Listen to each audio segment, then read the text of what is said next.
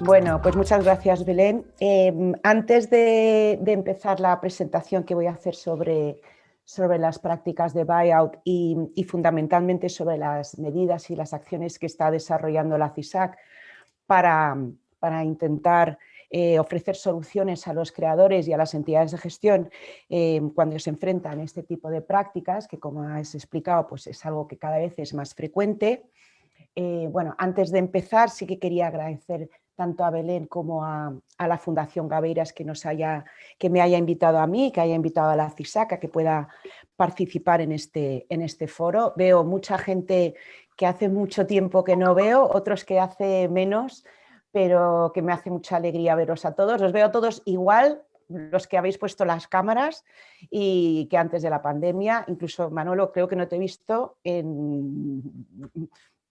más de una pandemia, digamos, pero me alegra muchísimo veros y espero luego que pongáis todas las cámaras para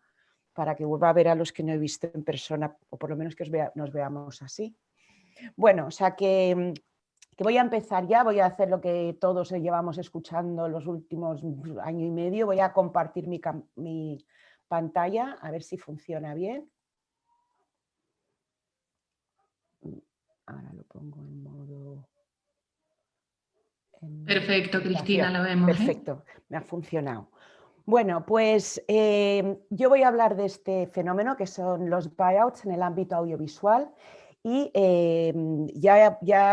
iré explicando cómo es un fenómeno que sí que es verdad que se está produciendo mucho más en el ámbito audiovisual, pero no solo limitado al ámbito audiovisual. Antes de hablar sobre el tema que me voy a ocupar hoy, sí que aunque es verdad que mucha de la gente que está aquí hoy conoce perfectamente lo que es la CISAC, o que incluso muchos sois socios de la CISAC, sí que voy a hablar un poquito muy poco sobre lo que es, para aquellos que no lo conocen. Nada, 2 minutos. La CISAC es una organización no gubernamental sin ánimo de lucro que se dedica fundamentalmente a la protección de los derechos de autor y de los creadores. Entonces, es la Confederación Internacional de las Sociedades de Autores y Compositores, fundada en 1926. Tenemos la sede en París, aunque tenemos oficinas delegadas por una dirección regional que hay en Europa, tenemos otro en Latinoamérica, tenemos en Estados Unidos y también en Asia-Pacífico. Es la primera red mundial de entidades de gestión de derechos de autor, es decir, solo tenemos como sociedades miembros a las entidades de gestión que gestionan derechos de autor, y con eso tenemos estas 232 ahora sociedades de autores de más de 120 países. De estos, pues representan las sociedades de autores más de 4 millones de autores y editores, y no solo de música.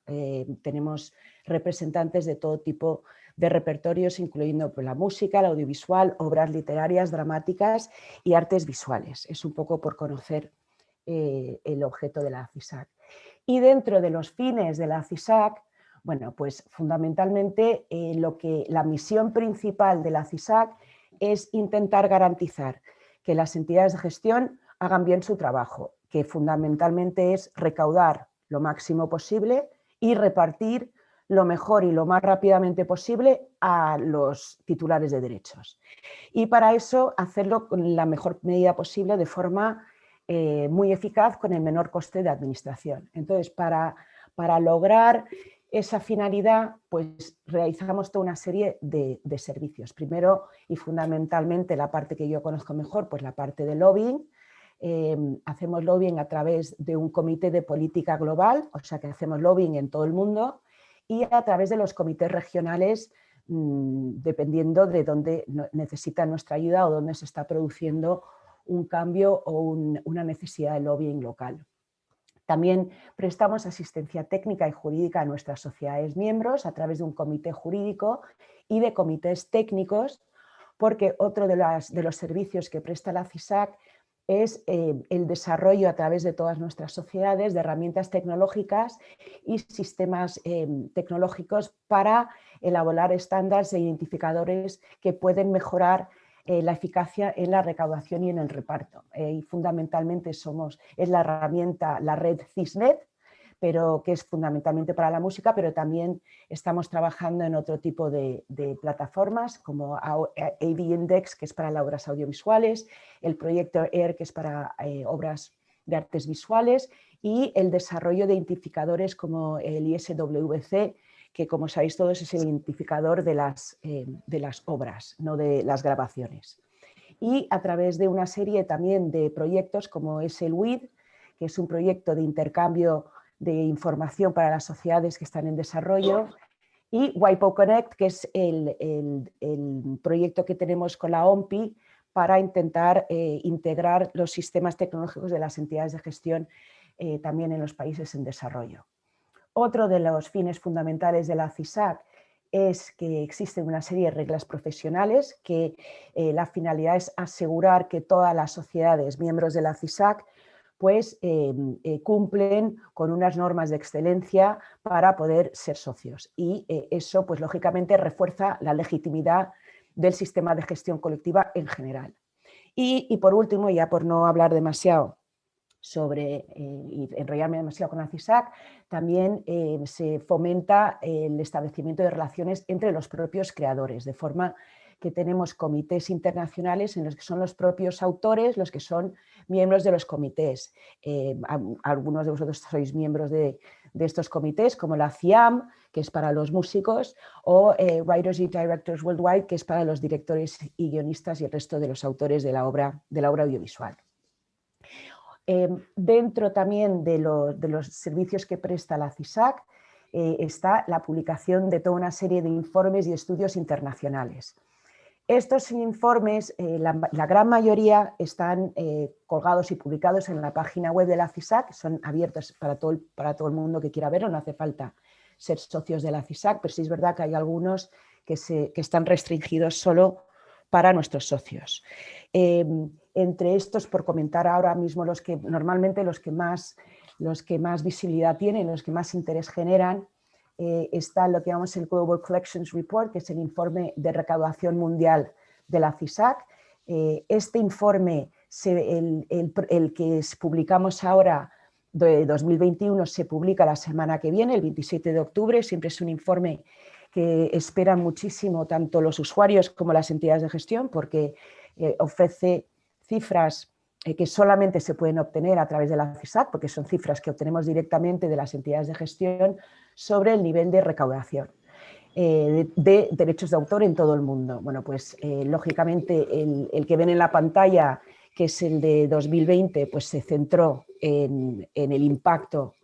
del COVID en la recaudación de derechos de autor, que fue un impacto, pues como todos sabéis, brutal. Y el que se va a publicar la semana que viene, el 27 de octubre, sí que ya ofrece cifras reales del impacto, porque en 2020 pues aún estábamos recogiendo y recopilando cifras de 2019, donde el impacto no había sido del año completo, como fue el año pasado. Bueno, en esas cifras ya os adelanto, bueno, pues que si en 2018 la recaudación mundial de derechos de autor pues superó los 10.000 millones de euros, pues la caída que se ha previsto en todos los sectores, lógicamente hay algunos más impactados y hay países que han tenido un impacto muchísimo mayor que otros, pues es de alrededor de 1.000 millones de euros en caída. Ha habido una caída de casi un 10% en la recaudación mundial de derechos de autor. Lógicamente los países que han sido capaces las entidades de gestión, digamos, que han sido capaces de afrontar el reto digital y que tienen un mercado digital fuerte, y creo que esto es relevante para lo que vamos a hablar hoy, porque uno de los mercados que más han resistido al impacto de la pandemia ha sido las plataformas digitales. Pues esas entidades de gestión que tienen tarifas fuertes y que han sido capaces de negociar y licenciar buenos acuerdos, pues son las que han aguantado la pandemia, mientras que aquellas entidades de gestión pues que dependen más de los derechos de comunicación pública y de amenizaciones, pues conciertos, usos secundarios, pues lógicamente están en una situación muchísimo más delicada que otras entidades de gestión. Otro de los informes que, por llamar la atención solo sobre algunos, es el estudio global de copia privada. Este se publicó el año pasado junto con la BIEM y Twiscopy, que es la entidad de gestión o la ventanilla única de recaudación holandesa, que es un mapa sobre el sistema de copia privada en todo el mundo. También publicamos hace un par de años un informe jurídico sobre el derecho de remuneración en el ámbito audiovisual, que también es bastante relevante para lo que estamos discutiendo hoy, que es el informe que escribió la profesora Raquel Salabarder. Y por último, tenemos más, que tenéis varios ahí y que ya os recomiendo que si os interesa alguno están disponibles en la web, pero el año pasado publicamos las directrices sobre cómo enfrentarse a los problemas que plantean las prácticas de buyout. Ese es uno de los informes que también se publicaron en junio de 2020, precisamente por el interés que había y la preocupación que había entre nuestros socios por el fenómeno, y es a lo que voy a hablar hoy, aunque existe este informe, estas directrices que son fundamentalmente recomendaciones de tipo de lobbying y jurídicas, pero hoy voy a hablar también de otro tipo de medidas que también y acciones que está desarrollando la CISAC para enfrentarse a este fenómeno. Bueno, pues ya para centrarme en el tema de los buyouts. Bueno, todos los que estamos así sabemos perfectamente a lo que nos referimos con este término de buyouts. Ya lo ha explicado Belén cuando ha introducido este evento, pero la verdad es que no hay realmente una definición jurídica. Cuando estamos en la CISAC trabajando en los buyouts, nos estamos basando en estas prácticas contractuales que cada vez están más extendidas, en unos usos que se están extendiendo en distintos sectores, pero realmente no hay una definición jurídica, o por lo menos que esté consensuada a nivel global. Es realmente un uso que sí que se está generalizando en todo el mundo. Cuando nos referimos a la práctica de buyout, realmente lo que estamos hablando es que en aquellos contratos en los que se establece una cesión de derechos de autor, que puede ser un contrato de producción audiovisual, pero no necesariamente, pues lo que se está produciendo es una transferencia absoluta, total, o una cesión extremadamente amplia de los derechos de autor a favor del cesionario, que puede ser la productora audiovisual, pero puede ser otro cesionario. Cuando hablamos de que es una transferencia muy amplia o una cesión muy amplia de los derechos de autor, pues afecta a todos los ámbitos del contrato, ¿no? Tanto el territorio, que normalmente la cesión es mundial, de los derechos de autor, el objeto afecta a todos los derechos patrimoniales, es decir, no se limita a los derechos de reproducción, que quizás era algo más típico, por ejemplo, en los videojuegos o incluso en el ámbito audiovisual, en lo que era frecuente que los creadores y los titulares de derechos cedían los derechos de reproducción, por ejemplo, de la música para una producción audiovisual o para un videojuego. Lo que se está produciendo realmente ahora con el fenómeno de los buyouts es que afecta fundamentalmente y además a los derechos de comunicación pública. Y ya no solo los derechos de comunicación pública, sino a todos los derechos patrimoniales. Estamos hablando del derecho de transformación, las secuelas en caso de la producción audiovisual y cualquier tipo de disposición que tuviera el autor de poder explotar su obra de forma aislada. Entonces tenemos muchos ejemplos, pues por ejemplo,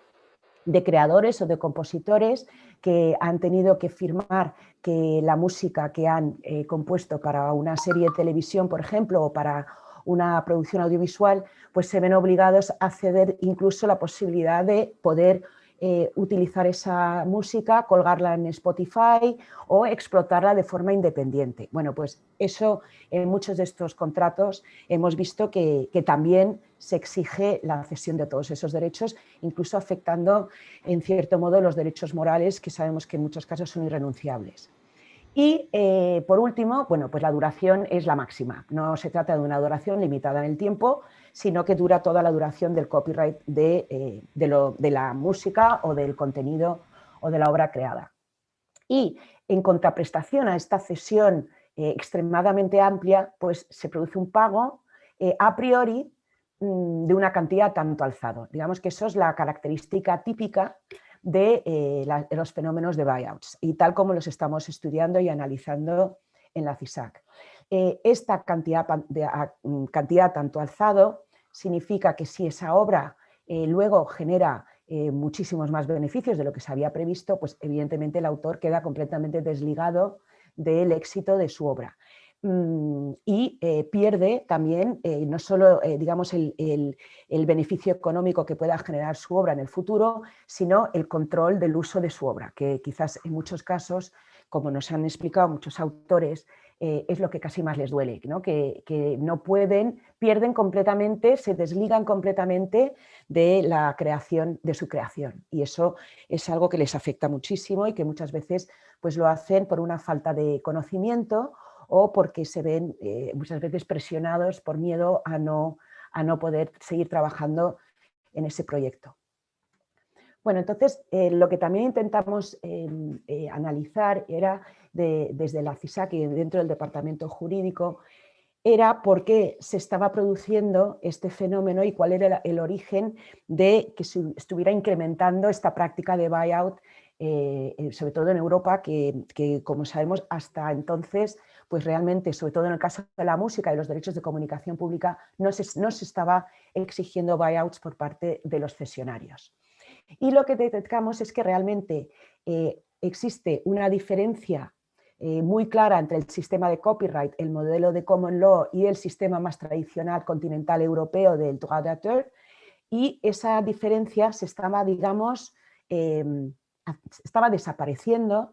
en las prácticas que se estaban produciendo más recientemente. Entonces, por recordar un poco lo que se estaba viendo y lo que se está produciendo, en el sistema del common law y sobre todo en el modelo de Estados Unidos existe esta doctrina de works made for hire, que lo que significa es que hay o bien una presunción a favor del empresario, del empleador, de que es el autor de la obra o de que es el titular originario de los derechos de autor. Es decir, no es necesaria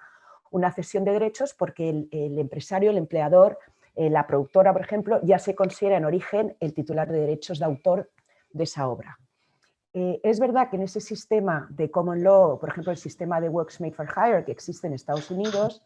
aunque es verdad que la productora o el cesionario se considera el titular originario de los derechos de autor, sí que existe que eso convive con el sistema que llamamos de residuales, ¿no? Que es que aunque el productor o el cesionario es el titular de los derechos de autor, sí que es verdad que se acepta que determinadas modalidades de explotación se generan y se recaudan por las entidades de gestión y se pagan a los autores, a los verdaderos autores, por entendernos, directamente. Bueno, pues este sistema que llamamos de residuals, que por ejemplo significa que las entidades de gestión de Estados Unidos como ASCAP o BMI, aunque haya esta presunción, sí que siguen teniendo contratos, por ejemplo, con las televisiones y cobran derechos de autor que reparten a los compositores, por ejemplo. Bueno, pues estábamos viendo que con las prácticas de buyout también se estaban cuestionando este modelo del cobro de los residuals a través de las entidades de gestión colectivas de Estados Unidos. Bueno, pues este que es el sistema típico tradicional de los países del common law, o típico copyright, bueno, pues es verdad que en el sistema continental, ¿no? En el modelo más europeo, pues resulta mucho más extraño. No voy a entrar, lógicamente, porque no tenemos tiempo, en todos los regímenes jurídicos y los ordenamientos jurídicos europeos, pero sí es verdad que se evidente que hay una mucha mayor protección de los derechos de autor en este otro modelo continental. Y esto fundamentalmente, que entiendo lo que hablaremos un poquito más adelante, porque suele existir en los ordenamientos jurídicos una serie de normas imperativas sobre la remuneración de los autores, ya sea, pues, por ejemplo, el principio general de remuneración proporcional, que existe en el artículo, por ejemplo, 46 de la Ley de Propiedad Intelectual Española, que luego hablaremos que se habla de remuneración proporcional, que no proporcionada, que es lo que establece la directiva, o porque existen principios de remuneración justa o equitativa para los autores, que es, por ejemplo, el modelo alemán que establece en la sección 32 de la Ley de Propiedad Intelectual alemana. Esto es muy típico en los sistemas continentales y esto va unido en muchos casos, pues lo que llamamos la cláusula del bestseller, que digamos que es una protección a posteriori. Si ha habido una cesión de derechos a tanto alzado, que es la excepción, en muchos países existe la posibilidad de exigir la revisión del precio cuando se produce una desproporción manifiesta, digamos, entre el precio que se pagó, esa cantidad tanto alzado, y los beneficios que genera o que obtiene el cesionario, que es, por ejemplo, ¿no?, el modelo que también existe en España en el artículo 47 de la Ley de Propiedad Intelectual. Entonces, lo que veíamos es que es verdad que en el sistema de Common Law los autores, digamos, que están mucho más en una situación vulnerable para enfrentarse a las prácticas de buyout, y sin embargo en el sistema continental europeo, que existen muchas provisiones jurídicas para evitar este tipo de buyouts, sí que veíamos que estas prácticas también se estaban extendiendo. Y eso porque es cierto que aunque formalmente o legalmente existen estos derechos, e incluso están introducidos dentro de los contratos, pues evidentemente muchas veces los autores se resisten a exigir el cumplimiento de estos derechos que tienen, ya sea en la ley o incluso en el propio contrato que han firmado de producción audiovisual o de cesión de los derechos, pues por el miedo que tienen a salir, ¿no?, en listas negras o en no volver a poder trabajar para esa productora. Por lo tanto, aunque formalmente existen los derechos, es cierto que igual no se garantiza su ejercicio pues como se debiera, ¿no? Otro de los, entonces ya hemos introducido, ya lo ha comentado Belén, bueno, pues es verdad que la directiva de derechos de autor en el mercado único digital establece un mecanismo de principio de remuneración adecuada y proporcionada para los autores y los artistas, intérpretes ejecutantes, que es el famoso artículo 18, que parece introducir una solución, sobre todo para aquellos países que no tienen este principio reconocido en sus legislaciones, porque como hemos visto que en Europa sí que existen en la mayoría de los sitios, y si no, existen mecanismos que suelen utilizarse complementarios para evitar los buyouts, pero sí es verdad que la directiva ya introduce este principio como una necesidad de que los Estados miembros garanticen este principio de remuneración adecuada y proporcionada a los autores. Es verdad que en el lobbying que se hizo para este artículo se buscaba no solo el término proporcionada, sino obviamente proporcional, que es el término que existe en la ley española, y de hecho en algunos de las traducciones que se hicieron, por ejemplo en la traducción francesa de la directiva, el artículo 18 se refiere a una remuneración adecuada y proporcional. Eso fue algo que lógicamente pues, consiguieron el lobbying de las sociedades de autores francesas, pero lógicamente por mucho que se ponga proporcionada, tenemos un considerando de 73 de la directiva que sí que reconoce lo que ven en la pantalla, que un pago a tanto alzado puede constituir una remuneración proporcionada, pero entiende que debe ser la excepción, no debe ser la regla general. Por lo tanto, aunque hablamos de proporcional y relacionada a la recaudación y los beneficios que obtenga la explotación, está claro que ese es el principio, pero la propia directiva reconoce que puede haber excepciones al principio de remuneración proporcional de los autores. Y este artículo, que además que supongo que igual también será lo que vamos a debatir hoy, este artículo, al hablar de proporcionada, también se intentó, al menos para los directores y guionistas, introducir lo que llamaremos, y explicaré luego, que es claramente conocemos todos, que es el modelo español, que no solo fuera una remuneración adecuada y proporcionada, pero que también fuera irrenunciable, intransmisible y de gestión colectiva obligatoria. Eso no se consiguió introducir, pero como también veremos en el caso de las sociedades de autores de música en Europa, en muchos casos, y en la mayoría, y prácticamente en todos, no existe un derecho de remuneración para la música del audiovisual, existe un derecho exclusivo, pero mediante la cesión en exclusiva de ese derecho a la entidad de gestión, pues es una forma de proteger al autor que se vea presionado por el cesionario para ceder ese derecho exclusivo. Bueno, no voy a entrar mucho más en la directiva porque todos la conocemos, pero es verdad que junto con ese artículo 18, la directiva también introduce una serie de medidas, lo que llamamos el triángulo de transparencia, ¿no?, en los artículos 19 a 22, para añadir una serie de herramientas complementarias que pueden servir para si no hemos impedido el buyout, por lo menos que se mitiguen los efectos. Entonces tenemos las obligaciones de transparencia que tiene que cumplir el cesionario cuando se ha producido la cesión de los derechos de autor o los derechos del artista. Se introduce también una cláusula de bestseller como el modelo español que ya hemos comentado en el artículo 20, este mecanismo de adaptación del contrato como una solución posterior al buyout si se ha producido esa desproporción. También este procedimiento alternativo de resolución de litigios que es de carácter voluntario y que puede ser iniciado por las organizaciones representativas de autores, incluyendo, por ejemplo, las entidades de gestión. Eso precisamente para evitar posibles represalias que pueda temer el autor si tiene que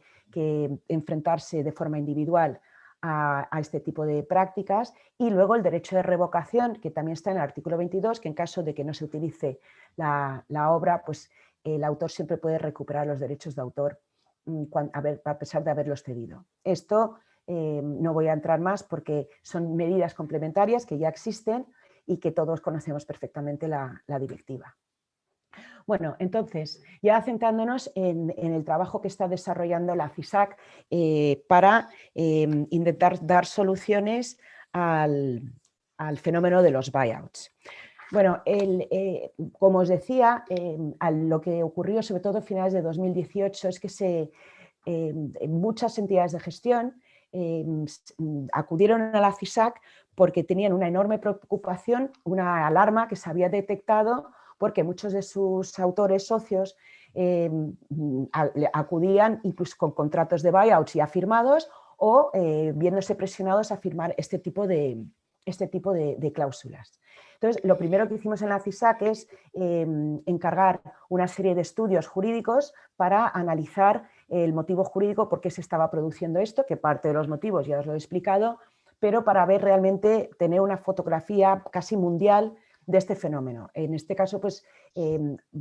cargamos 3 informes. Tenemos un primer estudio global jurídico que encargamos a la profesora Agnes Lucas-Schlöter en el 2019, que este sí que es un estudio mundial sobre este fenómeno, aunque se centra sobre todo en lo que ocurre en Europa. Luego también nos centramos en un estudio del Asia-Pacífico, que se publicó el año pasado, donde vimos que el fenómeno era parecido, pero afectaba sobre todo o mucho más también a la publicidad y a videojuegos.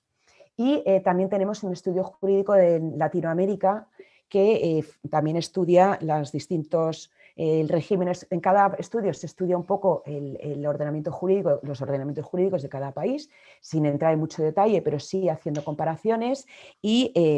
las prácticas contractuales que se están detectando. Bueno, entonces la problemática jurídica que se establecía, y que ya la primera parte ya lo he explicado, es que se producía esta comparativa entre,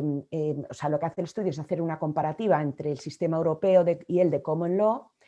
y se detecta que hay una serie de modelos, sobre todo en Europa, que protegen de forma clara contra los buyouts. El primero es el hecho de que se produce, sobre todo en el caso de la música, una cesión en exclusiva de los derechos de comunicación pública a las entidades de gestión colectiva. Esta cesión en exclusiva a la entidad de gestión colectiva significa que cuando un creador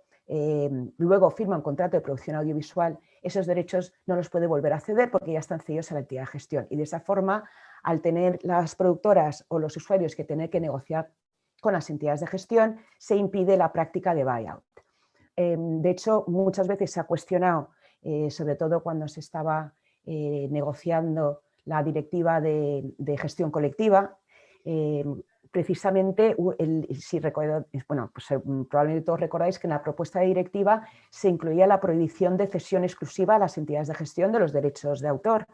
Eso hubo una reacción de lobbying por parte de las entidades de gestión, pero incluso también por parte de las asociaciones de músicos. Entonces, por ejemplo, EXA, que es la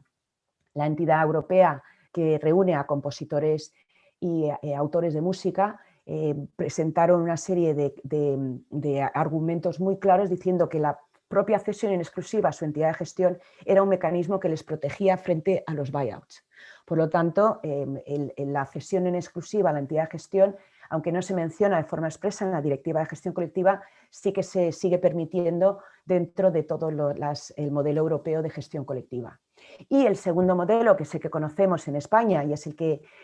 también se ha detectado como un mecanismo tremendamente eficaz frente al buyout, pues es el sistema de derechos de remuneración inalienables que son de gestión colectiva obligatoria. Esto que beneficia enormemente a los directores y guionistas, por ejemplo, en España, sí es verdad que en el caso de la música y el audiovisual no existe en otros países, salvo muy pocas excepciones, pero sí que se ha detectado como un sistema que al menos en España, aunque es verdad que el autor pierde, digamos, muchas veces el derecho exclusivo por una presión de cesión al productor, a cambio de eso nunca pierde el derecho de remuneración porque es intransmisible e inalienable y por lo tanto no podría ser objeto de un buyout. Entonces, la cuestión es, si estos mecanismos existen en Europa, ¿por qué se están produciendo los mecanismos de buyout? Bueno, lo que se vio es que en muchos casos, aunque el contrato tuviera un vínculo muy claro con el derecho europeo, es decir, digamos que fuera un contrato de producción con un compositor francés, un director alemán y una productora italiana, pero para una plataforma, digamos, norteamericana, pues se estaban eludiendo las normas jurídicas anti-buyout porque se sometía el contrato a un derecho extranjero y normalmente a un derecho, al derecho americano o al derecho inglés o a cualquier régimen jurídico que puede de esta forma eludir la aplicación de estas normas más protectoras europeas, pese a que apenas había un vínculo con ese país extranjero. Pero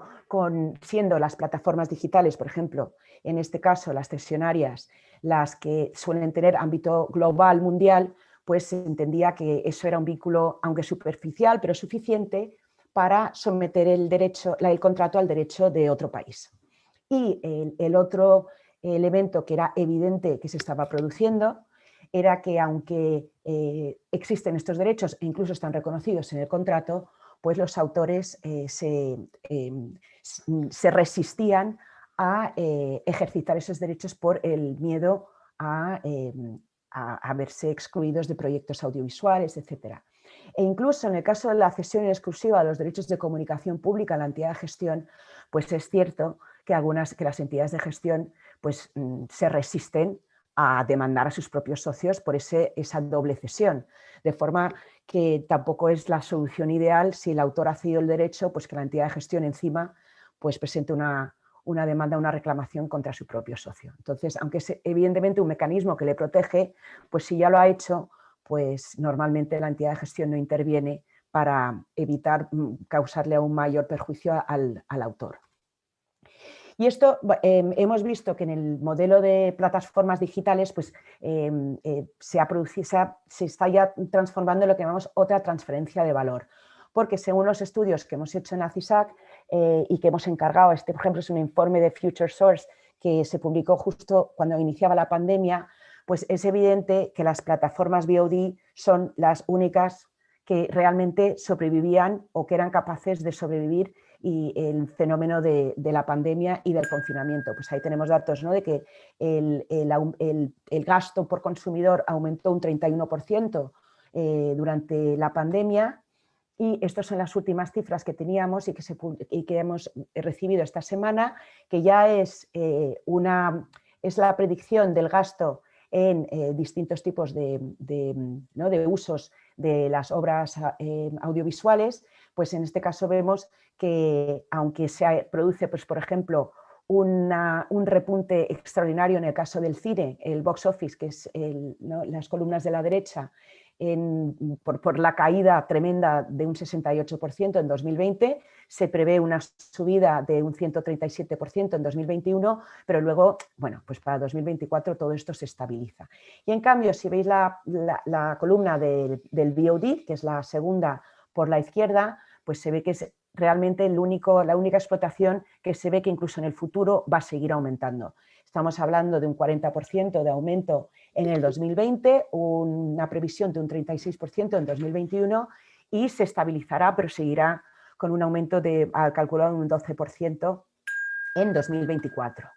Y ya solamente por dar unas cifras, pues vemos que el mercado de las suscripciones VOD, bueno, pues vamos a pasar de 490 millones de suscriptores a, bueno, más de 1.600 millones en 2026, con China y Estados Unidos que se llevan casi el 50% de todo el mercado y 3 plataformas que van a controlar también ese 50%, que son Disney Plus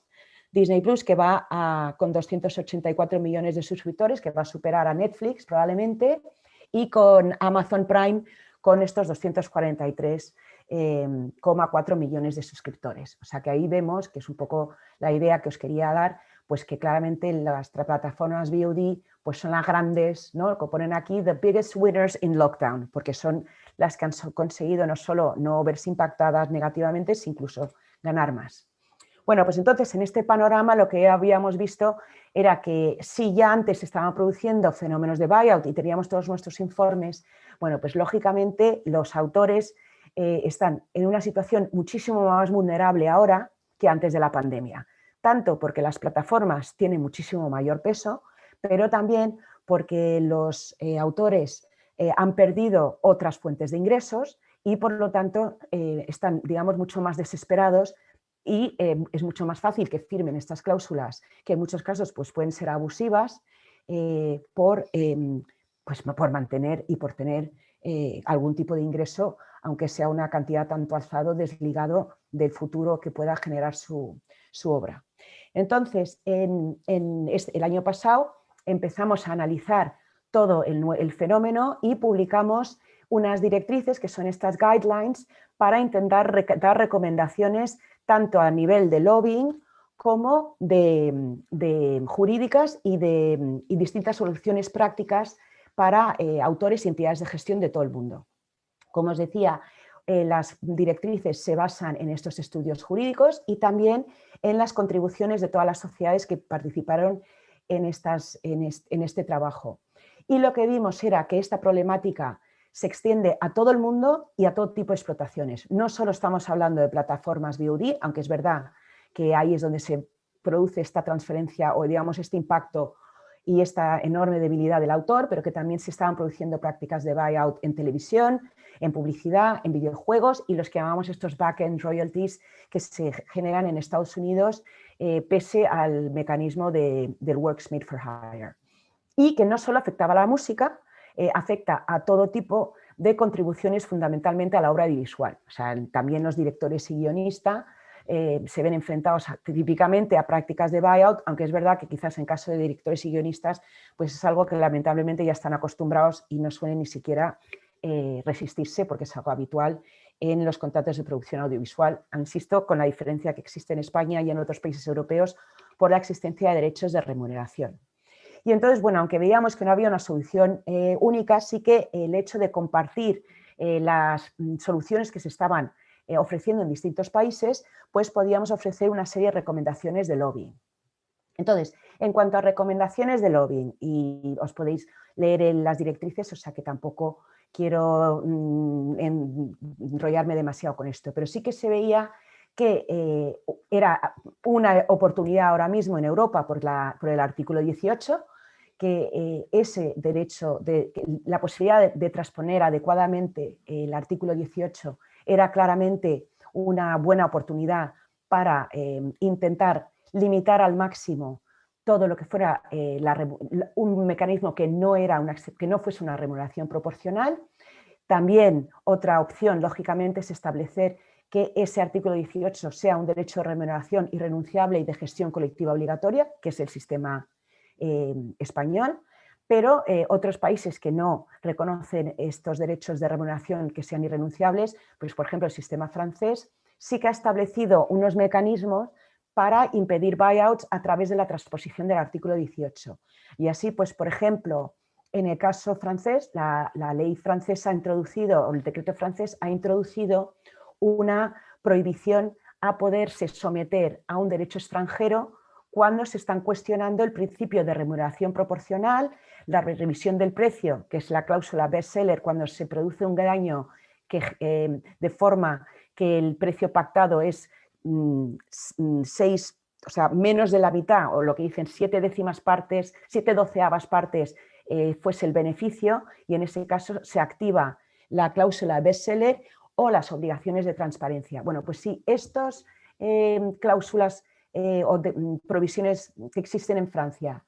no se reconocen porque el contrato se establece que está sujeto a un derecho que no es francés, el tribunal francés está obligado a aplicar estas normas francesas a pesar de la ley aplicable extranjera. Ese ha sido el mecanismo, por ejemplo, la solución francesa para intentar impedir que se utilice este mecanismo para saltarse y eludir el derecho francés. Y se reconoce también, y esto incluso ya lo reconoció en el mes de agosto el comisario Breton, que cuando se le preguntó sobre la finalidad del artículo 18, bueno, pues lo que vino a reconocer es que este artículo está ahí para reconocer que los autores y los artistas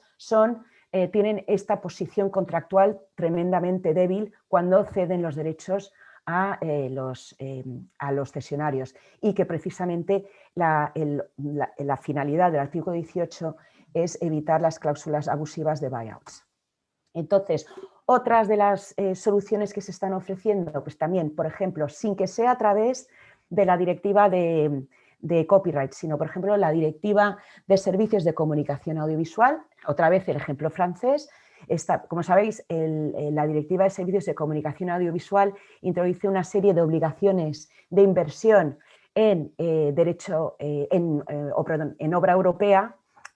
extiende las obligaciones que tienen las televisiones, las extiende a las plataformas de VOD. Bueno, y pues el sistema francés establece que esas obligaciones de inversión o incluso la posibilidad de que las productoras francesas obtengan subvenciones en relación con las producciones audiovisuales que se regulan, pues se condiciona a que se respete el principio de remuneración proporcional de los autores de esa obra audiovisual. Sí, porque tú no la entiendes tampoco, ¿no?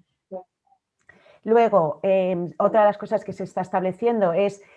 aplicar principios de restricción de libertad contractual para compensar ese desequilibrio, es decir, pues por ejemplo, cláusulas que existen en Europa para proteger a los consumidores o a los trabajadores, pues extender esas disposiciones también a los autores y los artistas, de forma que, por ejemplo, se prohíbe la sujeción a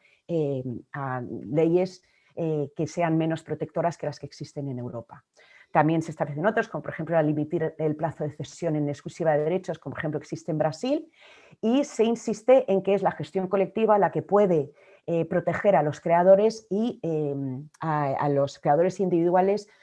sobre todo cuando se produce esta cesión en exclusiva a las entidades de gestión, y de forma que son ellas las que tienen que colocarse un poco como parapeto, ¿no?, entre el usuario y el autor que quiere trabajar con la productora. Y otra de las medidas que se recomiendan en las directrices de la FISAC son estas medidas de concienciación. Lo que se recomienda fundamentalmente a las entidades de gestión que eduquen a los autores, que tienen que concienciarles, que tienen que conocer cuál es el riesgo que tienen por firmar prácticas buyout. Es decir, no siempre una práctica de buyout tiene que ser una mala idea, es decir, hay veces en las que el autor puede perfectamente preferir que se le pague una cantidad tanto alzado y luego olvidarse la película, pero tiene dinero asegurado a priori. Esto es alguna opción que hay que respetar, pero lo importante es que los autores sepan que eso, los riesgos que puede haber y las consecuencias que tiene si tiene este tipo de práctica o de contrato. Y para ello se ha establecido un proyecto, que es el proyecto Your Music, Your Future, que es un proyecto internacional que nace en Estados Unidos. Your Music, Your Future es una plataforma, un proyecto que ya existe en Estados Unidos desde hace años, y lo que ha hecho la FISAC es unirse a esta plataforma y extenderla a todo el mundo, ¿no? Es decir, crear la plataforma a nivel internacional. Y ya con esto voy a acabar, simplemente explicaros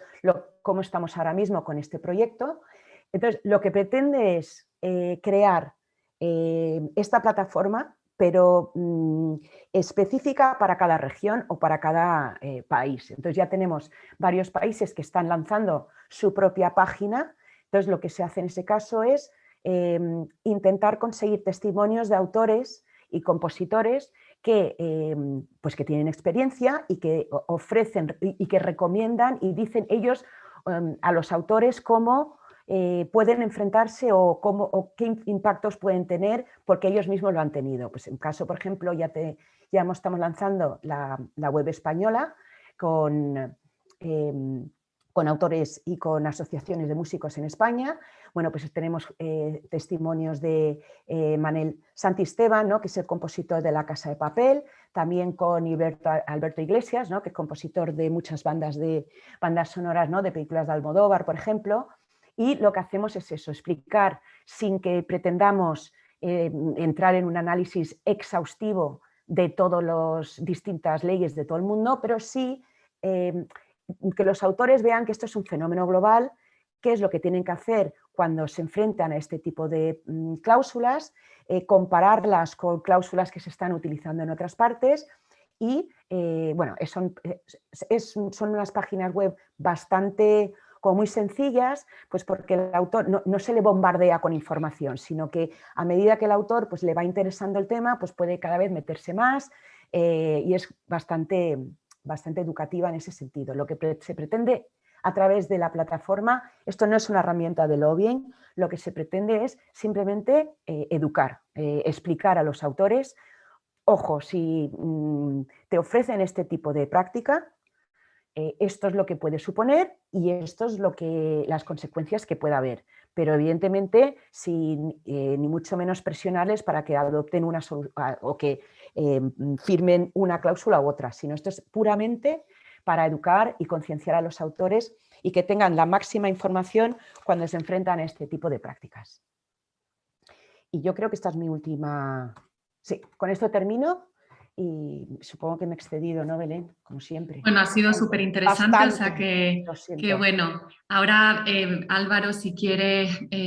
bueno, intervenir tú y luego pues ya damos espacio a debate. Muchas gracias, Cristina, ha sido súper interesante. Hola, bueno, pues buenas tardes a todos ya y gracias a Gabeiras por la invitación y por supuesto la persona de Belén, que es quien me comentó de la posibilidad de estar en esta aula. A Isabel también por, bueno, pues por toda la parte organizativa y el cariño que ha puesto en la preparación. Y bueno, a Cristina también porque ha sido bastante interesante la visión que nos ha dado, la explicación que nos ha dado con las prácticas de los buyouts y además, bueno, todo lo referido al mercado digital, pues como en las últimas gráficas que nos ha puesto, refleja un cambio de hábitos de consumo claro y un poco ya no el futuro del consumo de contenidos audiovisuales y musicales que incluye el audiovisual, sino el presente, ¿no? Cómo está ahora mismo, cómo está siendo el traslado tanto de consumo y de usuarios de las formas más tradicionales de consumir contenido audiovisual, pues qué traslado ahí y que también vimos que con la pandemia sin duda también esto se hizo mucho más elocuente, ¿no? y tuvo un impacto muchísimo mayor. Bueno, el objeto de mi presentación realmente no va a ser la sentencia del Tribunal de Justicia, el caso de A3 Media como tal, va a ser, digamos, algo periférico, pero bueno, entiendo, lo hablé con Belén y entiendo que es un asunto pues de máximo interés y que, bueno, y que evidentemente tiene o plantea pues cuestiones y afecta a los derechos de los artistas que gestiona AIE, pero bueno, me voy a referir también a otros derechos que gestiona AIE por la utilización de fijaciones de interpretaciones y actuaciones fijadas en soportes audiovisuales y que genera una serie de derechos a los artistas, intérpretes o ejecutantes musicales en este caso. Entonces, en sentido más amplio y también sin perder de vista pues un poco la referencia que toma Cristina y que estaba en el hilo conductor de su presentación, que es la directiva 2019-790 sobre derechos de autor en el mercado único digital, que, bueno, tiene que ver con lo que hemos comentado de las plataformas digitales y sin duda pues es un punto que vamos a ver cómo se va transponiendo en los distintos países. Ya tenemos experiencia de algunos países bueno, que van dictando sus leyes, ahora queda ver cómo se aplique, luego otros países, entre ellos España, que vamos más rezagados, pero como veremos, bueno, España en cuanto al artículo 18 y la remuneración adecuada y proporcionada a favor de autores y artistas, en el caso de los artistas, pues bueno, llevamos muchos años ya con una legislación bastante proteccionista y garantista de los derechos de los artistas. Entonces, bueno, sin más, bueno, comienzo con algunas pinceladas. Por la gente que he visto que está conectada, creo que no hace falta que presente a IE, a la Sociedad de Artistas AIE, pero bueno, sí que es importante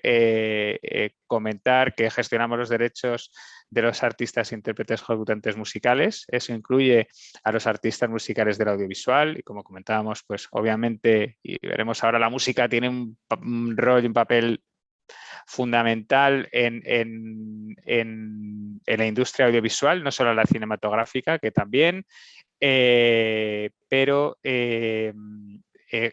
como decía, gestionamos los derechos tanto de los artistas devengados de formato exclusivamente sonoro, fonográfico y formato audiovisual también. Gestionamos los derechos en España, obviamente, somos una entidad autorizada por el Ministerio de Cultura y eso lo hacemos a través de contratos firmados y suscritos con usuarios, organismos de refusión, tanto emisoras de televisión como de radio, cines, discotecas, medios de transporte, hoteles, etcétera, en España directamente, pero también gestionamos los derechos de artistas en todo el mundo. Tenemos directamente más de 30.000 socios directos de AIE, de España y de otros lugares del mundo, y también gestionamos a través de convenios de reciprocidad con entidades hermanas, entidades de artistas de otros países, de todos los continentes, 1.000.000 de artistas. Por tanto, bueno, es una gestión muy amplia y además tiene importancia en cuanto a que la gestión efectiva de los derechos que realiza AIE son derechos de remuneración,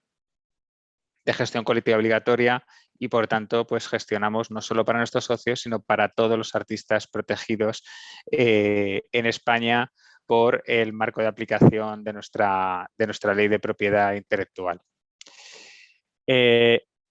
Como decía, el músico ocupa un rol absolutamente relevante en la industria audiovisual, ¿no? Traía algunos ejemplos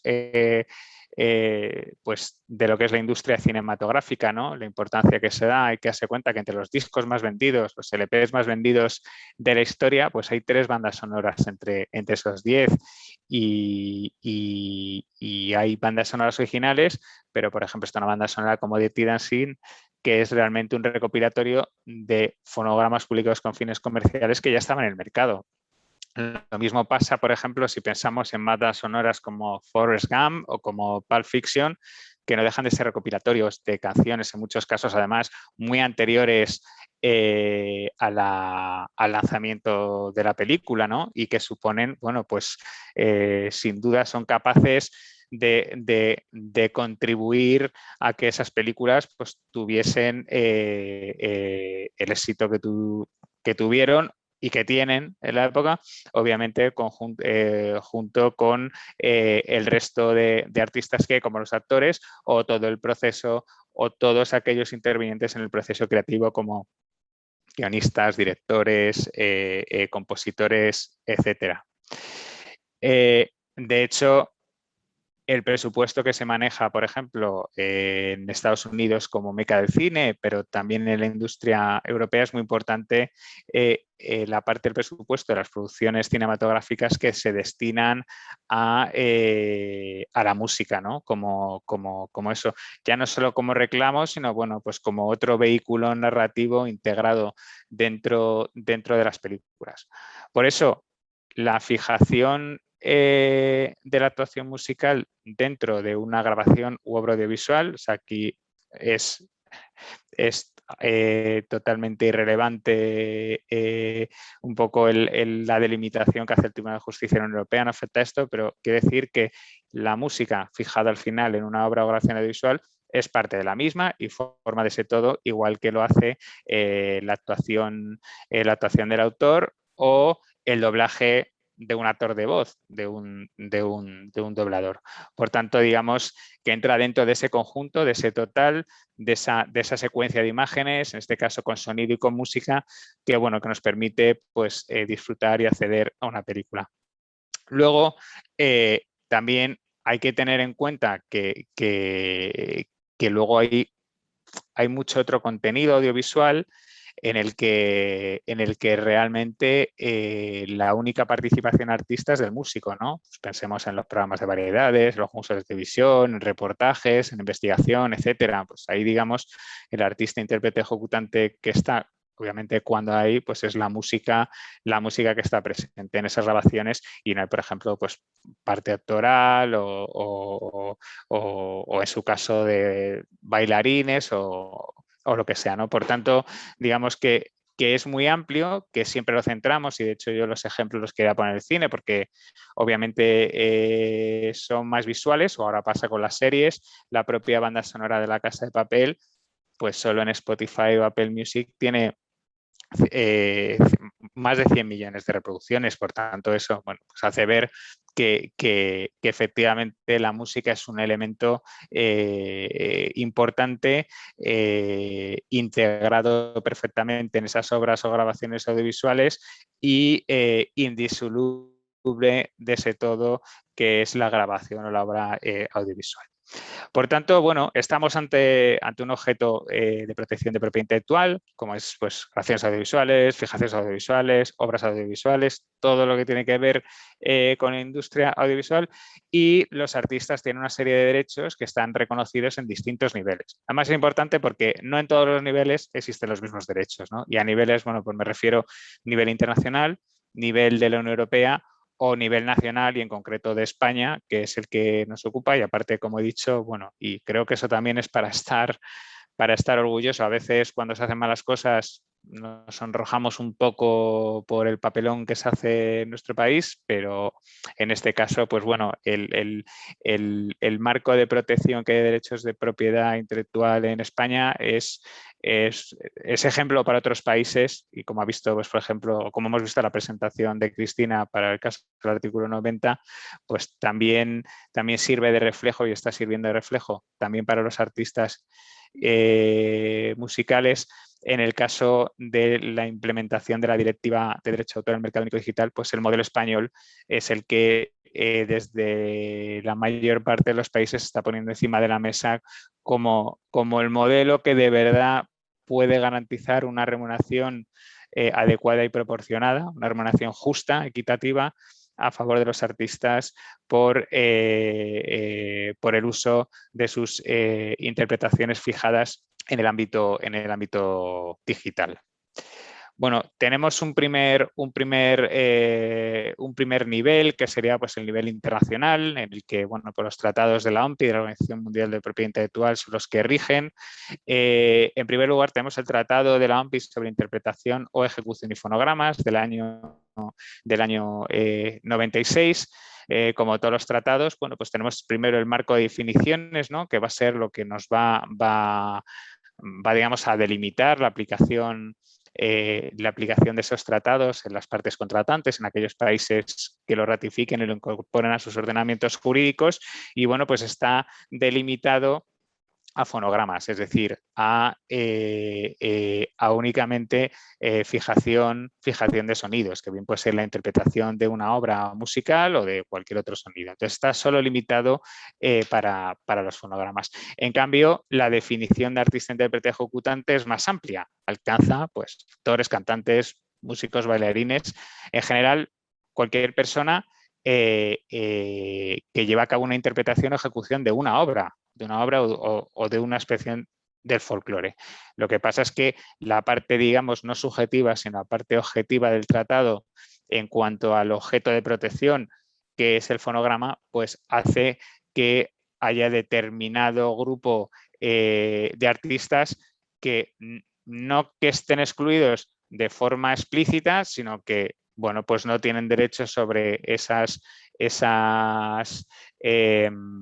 esas fijaciones exclusivamente sonoras y, digamos, los derechos que se ven reconocidos en el tratado pues no les sean de aplicación o no se devenguen a su favor. Hay que decir que este tratado realmente, aunque se llama Tratado de Internet, bueno, lo que recoge es la adaptación a ese marco, nuevo marco digital, pero claro, cuando hablamos de tratados de Internet en el 96, pues el Internet prácticamente, si me permitís, que va a pedales, ¿no? Por tanto, claro, es Internet, al Internet de ahora y todos los desarrollos que hay en cuanto al consumo de productos de entretenimiento, audiovisuales, musicales, videojuegos, pues ha cambiado muchísimo. Pero sí que este tratado es el que sirve de base y luego la referencia que haré a la sentencia del Tribunal de Justicia de la Unión Europea en el caso A3 Media sí que define el concepto de fonograma,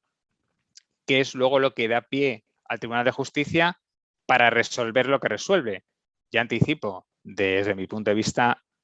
absolutamente erróneo, tanto de la interpretación del concepto de fonograma de este tratado, como de luego determinada argumentación satélite que hace para derivarlo todo hacia lo que llama arreglos contractuales. En todo caso, aquí lo que se nos protege son fonogramas, entendiendo como tales la fijación de los sonidos de una ejecución o interpretación de otros sonidos o de representación de sonidos que no sean forma de una fijación incluida en una obra cinematográfica o audiovisual. Y luego hay una declaración concertada de los estados de este mismo artículo, de esta misma definición, que dice que la definición de fonograma prevista en el tratado no sugiere que los derechos sobre el fonograma sean afectados en modo alguno por su incorporación a una obra cinematográfica o audiovisual, lo cual uno lee el tratado y dice, pues está claro que los derechos que recoge el tratado, aunque el fonograma esté incorporado en una obra audiovisual, pues se sigue manteniendo porque lo dice la declaración concertada. Entonces, luego profundizaremos un poco en este tema. Luego tenemos en el mismo nivel de los tratados de la OMPI, pues un tratado más reciente, ya más apegado a lo que es, bueno, pues los hábitos de consumo actuales o los modelos de negocio actuales que tenemos ahora, ¿no? Que es el Tratado de Beijing, que es 2012. En fin, han pasado casi 10 años desde la aprobación o la firma del tratado, que fue ratificado en abril de 2020, por tanto, lo que es su vigencia es bastante joven todavía, pero nos encontramos con que tenemos la misma definición de artista, intérprete, ejecutante que en el Tratado del TOIEF, por tanto, lo mantenemos, el ámbito subjetivo se mantiene, lo que cambia es la fijación audiovisual, que se refiere a incorporación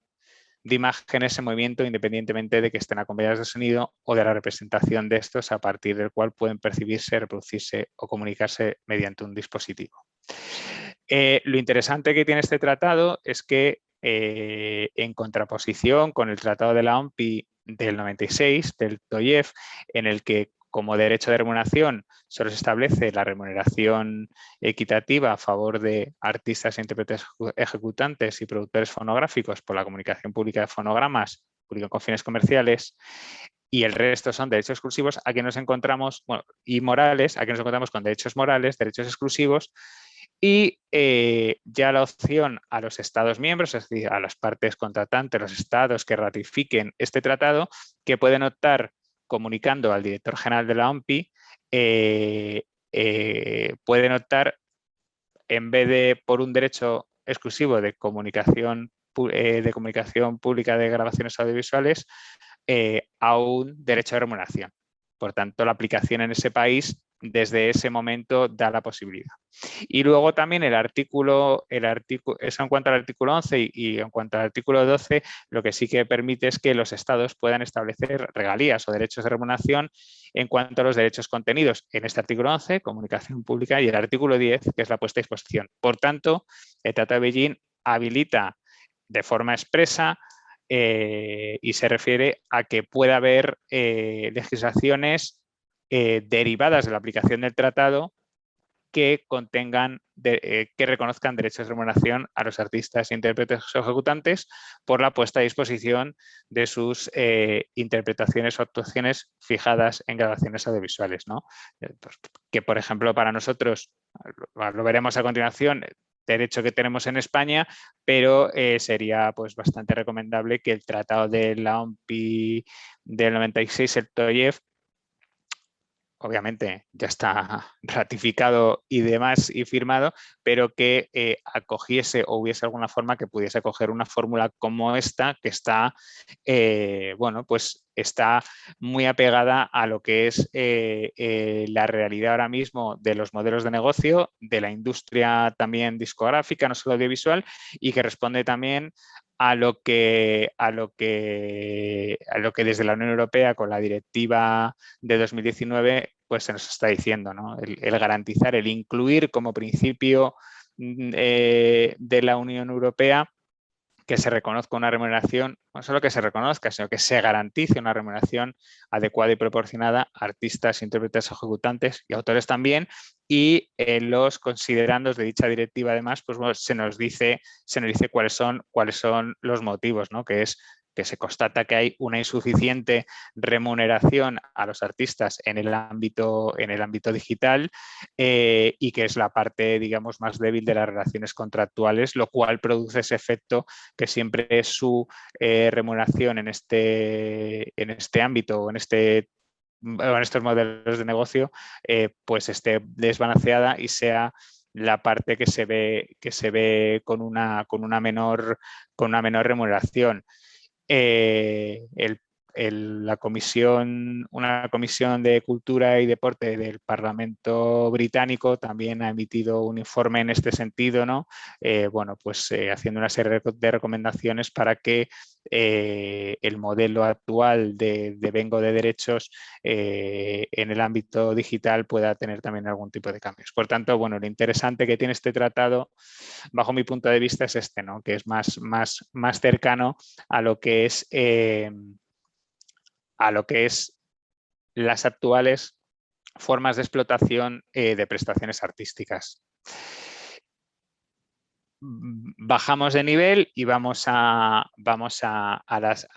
las directivas, en este caso Directiva 92-100 y 2615, que son las directivas que aplica el Tribunal de Justicia, además en el caso A3 Media. Aquí lo que se reconoce es el derecho de remuneración por la comunicación pública de fonogramas publicados con fines comerciales o reproducción de los mismos, y también esto es un elemento muy importante en la sentencia,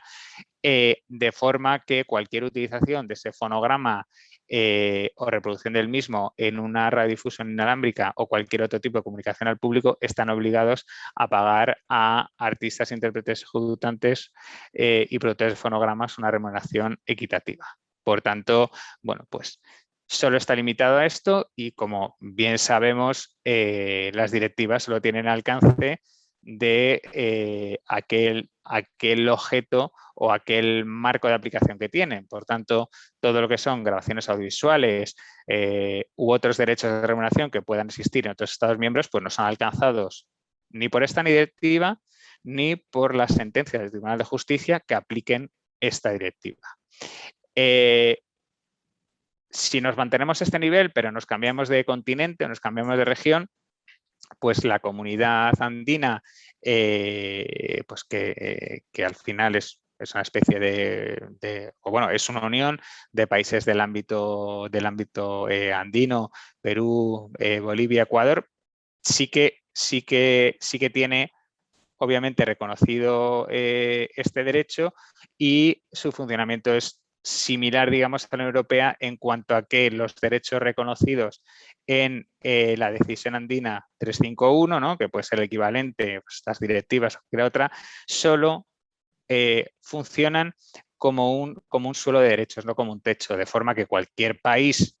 de la comunidad andina puede reconocer más derechos que los que están en la normativa común de la comunidad. Que, por ejemplo, también lo veremos ahora, pero ya lo adelanto, países como Ecuador o países como Perú tienen derecho de remuneración por la comunicación pública de fonogramas publicados con fines comerciales y también por la comunicación pública de grabaciones audiovisuales que incluyen tanto a actores como a músicos. Por tanto, en estos países pues, nos encontramos con que también hay digamos, un reconocimiento de derechos que va más allá de lo que era el estándar o el estándar propio de la región o incluso normativa internacional, aunque como estamos viendo con el caso de Beijing, pues ya sí, países que he puesto el ejemplo, Perú y Ecuador han ratificado Beijing, pero ya tenían esos derechos reconocidos en sus leyes anteriormente. Bueno, de los derechos que hemos visto, que más o menos reconocen los tratados, bueno, pues las entidades de gestión de artistas, tanto aquí, bueno, pues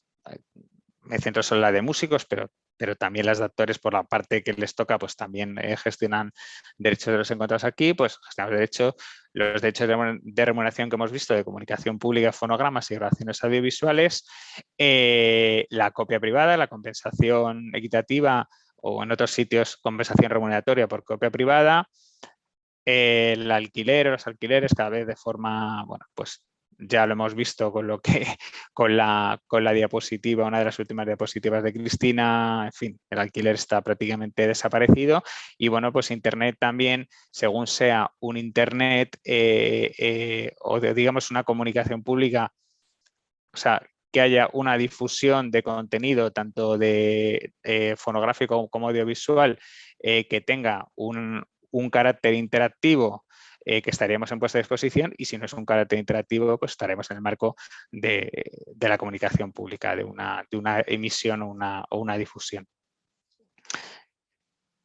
Dentro de estos derechos de la comunicación pública, de la remuneración por la comunicación pública, que es lo más extendido, pues los fonogramas prácticamente y sobre todo, claro, todos los países que ratificaron tanto la Convención de Roma de 1961 como el Tratado de la AMPI del 96, pues tienen la remuneración reconocida en sus países para artistas y productores y gestionada a través de entidades de gestión de artistas y productores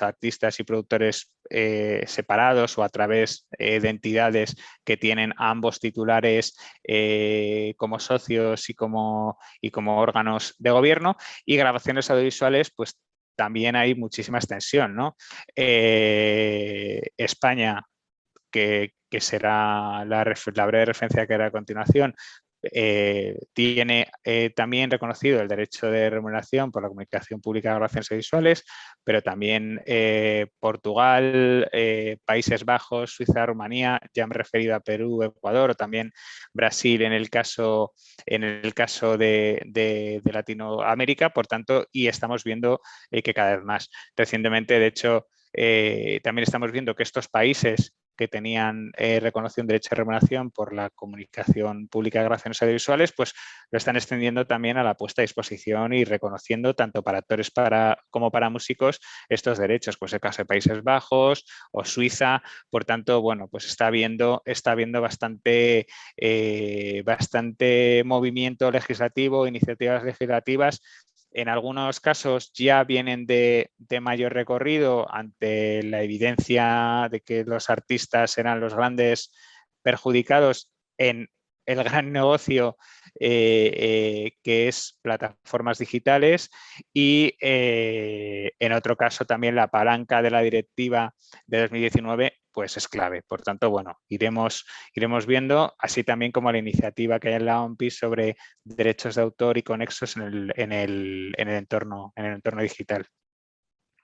Y bueno, y por último llegamos en España. Voy a hacer poca referencia porque, bueno, creo que lo conocemos todo de sobra, pero tenemos remuneraciones equitativas reconocidas a favor de los artistas, intérpretes o ejecutantes, la de fonogramas, que se comparte con los productores fonográficos y que, bueno, es un ejemplo de éxito a través de la Oficina Conjunta de Recaudación, que desde el año 2003 gestiona, recauda, administra este derecho en nombre de productores fonográficos y AGEDI y de artistas, intérpretes o ejecutantes, AIE. El caso de las grabaciones audiovisuales, pues llevamos el mismo tiempo gestionando este derecho que los fonogramas. Cuando se incorpora la directiva del 92 a través de la ley 43/1994, se incorpora el derecho de remuneración por la comunicación pública de fonogramas, pero también se reconoce el derecho por la comunicación pública de grabaciones audiovisuales. Por tanto,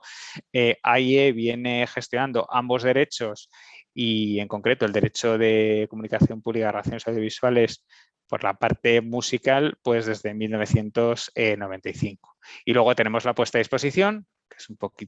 derecho más jovencito, pero bueno, ya tiene un recorrido amplio porque se reconoció en la ley 23/2006 como transposición de la directiva Infosoc de 2001. Estamos hablando del derecho de remuneración por la puesta a disposición de fonogramas o grabaciones audiovisuales, que, como decía antes, es el ejemplo de los países de la Unión Europea para poder hacer efectivo ese principio de remuneración adecuada y proporcionada del artículo 18 de la directiva de 2019. Bueno, y entonces llegamos aquí al punto este de la sentencia del caso A3 Media, que, como decía, bueno, y no es poco, pero afecta, está circunscrito única y exclusivamente al derecho de remuneración por la comunicación pública de fonogramas publicados con fines comerciales, porque obviamente es el único ámbito en el que puede decidir el Tribunal de Justicia de la Unión Europea, al ser el único derecho que se encuentra dentro de lo que es el acquis comunitario, es decir, de las directivas. Además, en este caso se analizan dos directivas, como decía antes, la 92/100 y la 2006/115. Y bueno, pues parte, obviamente, bueno, para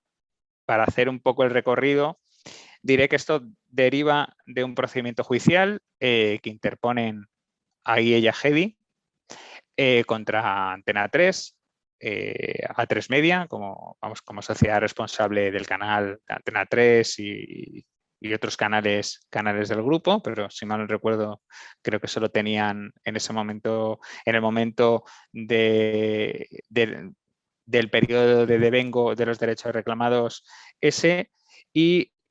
reclaman los derechos por la comunicación pública de fonogramas y reproducciones de los mismos en el periodo junio de 2003, diciembre de 2009. ¿Vale? O sea, estamos hablando de una reclamación de unos periodos que, en el mejor de los casos, tienen más de 10 años y que fue resuelto por el Tribunal Supremo, bueno, primero por el Tribunal de Justicia en 2020 y por el Tribunal Supremo en 2021. Por tanto, bueno, que hay que ver también el contexto y, bueno, pues la inseguridad jurídica que en fin, que generan este tipo de decisiones y que tengan tanta continuidad del tiempo. Bueno, pues esa interposición de la demanda, la defensa de Antena 3 se basa básicamente en que no usaban fonogramas públicos con fines comerciales en su programación durante ese periodo.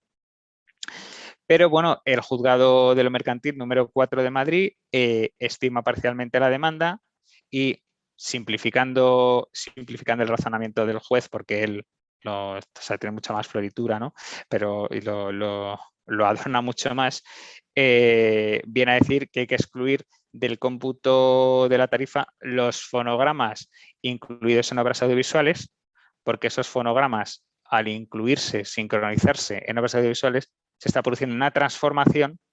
y, por tanto, pasan a ser parte indisponible, indisoluble de la obra como nuevo objeto de creación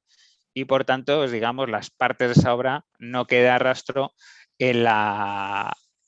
obra resultante, ¿no? Por decirlo de alguna forma. Desaparece el fonograma y, por tanto, pues no hay derecho, no se devenga un derecho por la comunicación pública de fonogramas o reproducciones de los mismos, porque no existe fonogramas cuando hay obra audiovisual. Obvio decir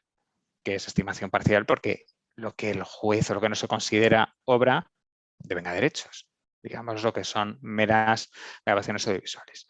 AGEDI y AIE recurren a la audiencia provincial y la sección especializada, la sección 28, revoca la sentencia y estima íntegramente la demanda, y, simplificando también mucho lo que es el ratio decidendi de la audiencia, es que un fonograma no es una obra, obviamente es la fijación o la grabación de una interpretación o una actuación, y que por tanto no estamos ante una obra o parte de una obra o una obra derivada, y eso supone que el derecho de transformación, que solo está reconocido como derecho patrimonial de explotación a favor de los autores sobre transformación de obras, pues que obviamente no se puede aplicar o no se devenga en estos actos, y lo que estamos es ante una mera reproducción del fonograma. Y al contener la remuneración que se remunera por fonograma y reproducción de los mismos, pues obviamente da lugar a que ese derecho se devengue en las emisiones que efectuaba Antena 3 en el periodo enjuiciado, y que tenga que pagar, estima, como decía antes, íntegramente la demanda, y que deba abonar como derechos a GDIE las cuantías resultantes del informe pericial que se hizo en el seno del procedimiento, a lo largo del procedimiento, para cuantificar los derechos devengados. Por tanto, bueno, pues tenemos esa sentencia, es recurrida por parte de Antena 3 ante el Tribunal Supremo, y es lo que nos lleva al Tribunal de Justicia de la Unión Europea, aparte, bueno, sí, por decirlo de alguna forma, sobre la bocina, ¿no? Porque había fijación, ya estaba fijado votación y fallo de este asunto para poner la sentencia por parte del Tribunal Supremo, y en el momento en el que estamos esperando la sentencia, bueno, pues decide elevar una cuestión prejudicial al Tribunal de Justicia con 2 preguntas. También, para simplificarlo y no parafrasear lo que dice el Tribunal Supremo cuando envía las preguntas al Tribunal de Justicia, pregunta que si entra dentro del concepto normativo de reproducción de fonograma público con fines comerciales cuando una reproducción de tal fonograma se incluye en una grabación audiovisual que contenga la fijación de una obra audiovisual. Es decir, si se mantiene ese concepto de reproducción cuando esa reproducción se integra o es incorporada a una obra audiovisual. Es verdad que a lo largo de toda la sentencia se habla de fonograma y también hablamos de fonograma público con fines comerciales o reproducción del mismo sincronizado a una grabación audiovisual que incorpora una obra audiovisual. Pero bueno, yo me referiré directamente a obra audiovisual por ahorrarme un poco más de lenguaje y ahorraros también ser muy repetitivo con esto. Y en el caso que fuera afirmativo, es decir, que que hubiese una reproducción de fonograma cuando se incorporase a la obra audiovisual, cuando se sincronizase la obra audiovisual, si en el caso de una reproducción de fonograma, una televisión que utiliza en sus emisiones una grabación audiovisual que contenga la fijación de una obra cinematográfica o audiovisual, está obligada a pagar la remuneración del artículo 8.2 de las directivas 92/100 y 2006/115 que hemos visto antes, que es la remuneración equitativa por la comunicación pública de fonogramas publicados con fines comerciales o reproducciones de los mismos. ¿Vale? Entonces, en ese ámbito resuelve. Entonces, también por hacerlo más directo, el tribunal, por una parte, lo primero que coge es el concepto fonograma y el TOIEF, del TOIEF que hemos visto antes, artículo 2b, ya que está ratificado por parte de la Unión Europea y entra dentro del ordenamiento de la Unión Europea, ya que no hay concepto como tal o de fonograma público con fines comerciales dentro de las directivas. Y bueno, pues lo que nos viene a decir el tribunal es que, bueno, al excluir de la propia definición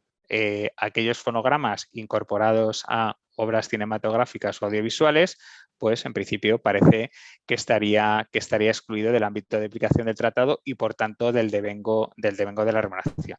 Lo que ocurre es que también hemos visto antes que hay una declaración concertada que viene a decir que